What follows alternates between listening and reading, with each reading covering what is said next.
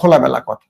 এখন কেউ বলবেন ভাই, মানে কালকে একটা ফেসবুকে পোস্ট করেছিলাম যে রাতে রাতে ঘুম আসছিল না তখন, যে সবাই তার দলকে নিয়ে ভাবে, কেউ এই দেশটাকে নিয়ে ভাবে না। আমারও একটা পছন্দ আছে দল। ধরেন আমি অনেস্টলি বলি, আমি বিএনপি করতাম বা বিএনপিকে ভালোবাসতাম, এখনো বিএনপিকে যদি ভোটার বিএনপিকে ভোট দিব, কিন্তু তারপর আমার কথাগুলো বিএনপির বিপক্ষে যায় কেন? একবার চিন্তা করেন তো। তার প্রধান কারণটা হলো, আমি আপনাদের মতো দলবাজ নই। আমি চাই এই দেশের মানুষের ভাগ্যের পরিবর্তন হোক, কেবল আমারটা না।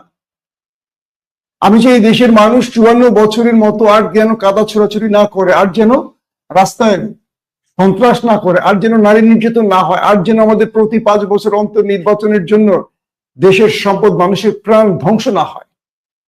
আমরা চাই না এই দেশে আমার ক্ষমতা আছে, টেলিফোন দিয়ে আমি একটা বদলি করে ফেলবো, চাকরি দিয়ে দিব, আর বাকি মানুষগুলো যোগ্যতা থাকার পরও চাকরি পাবে না, এরকম দেশ চাই না।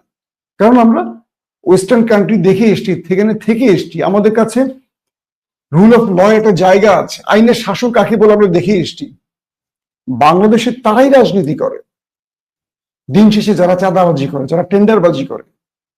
রাজনীতির দ্বিতীয় আর কোনো চরিত্র নেই। রাজনীতি তারাই করে যারা রাষ্ট্রের সম্পদ লুটে নিজের ব্যাংক ব্যালেন্স বড় করতে চায়।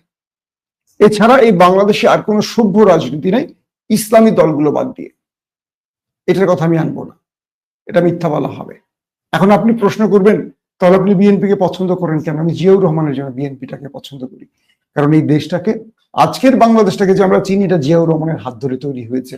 আর জিয়াউর রহমানের পরবর্তী বাংলাদেশে যদি কোনো রাষ্ট্রপতি এই দেশকে তুলে আনতে পারে, তিনি হলেন প্রফেসর ইউনূস।